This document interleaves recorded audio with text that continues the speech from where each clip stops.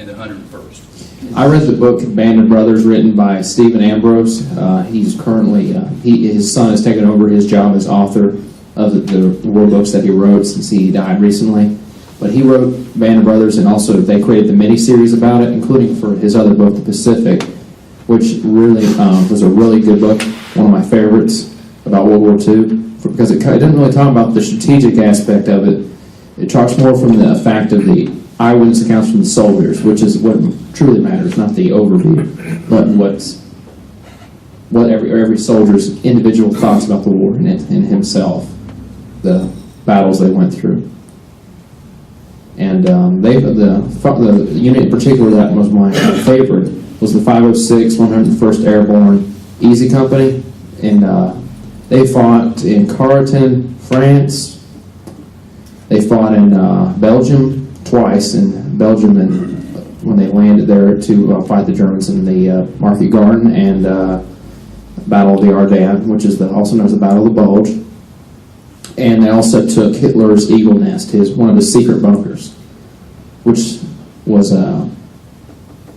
can't not remember what it's called, but it was a mountaintop fortress. He wasn't there, of course, but they got all this cool stuff. And then the war was over.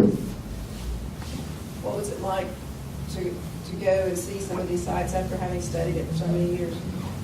Noticing from the pictures of the books I've read, everything nothing's changed a lot. Everything looks the same. I mean, I could point at a tree in a picture and it'd still be there.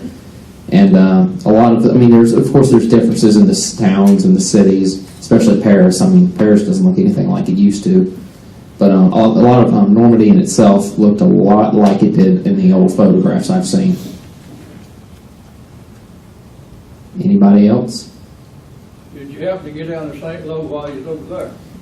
Yes, I think we did. We went down to St. Lo, and it really, there's nothing, no real similarities there. There's monuments left, but the town was so destroyed during the attack on it that there wasn't much left to see as far as old buildings were. Same goes for Caen, which was the big city in Normandy. There's not much left of the old structure there. It was nothing left because the Germans just trashed it when they were there. Anybody else?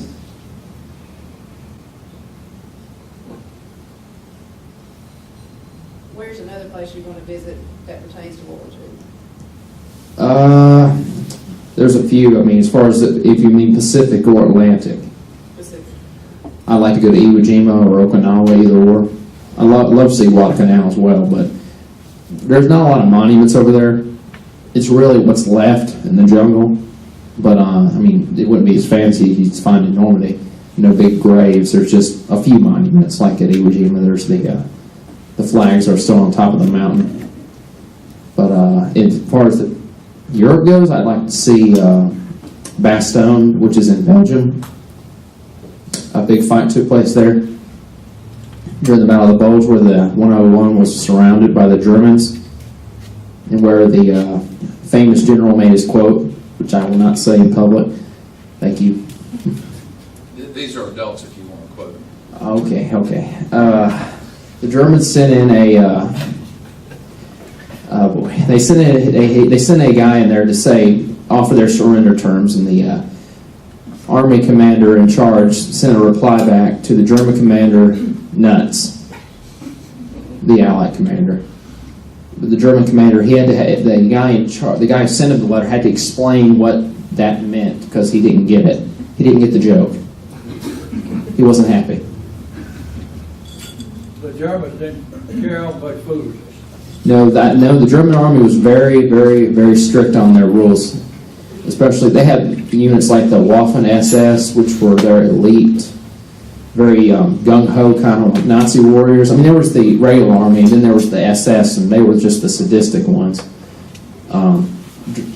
During the Battle of the Bulge, about 100 American prisoners were lined up outside the woods, and the SS had them gunned down. A few escaped to tell the tale, and after the war, they were at the Nuremberg trials. The commander of that unit was hanged for his crimes.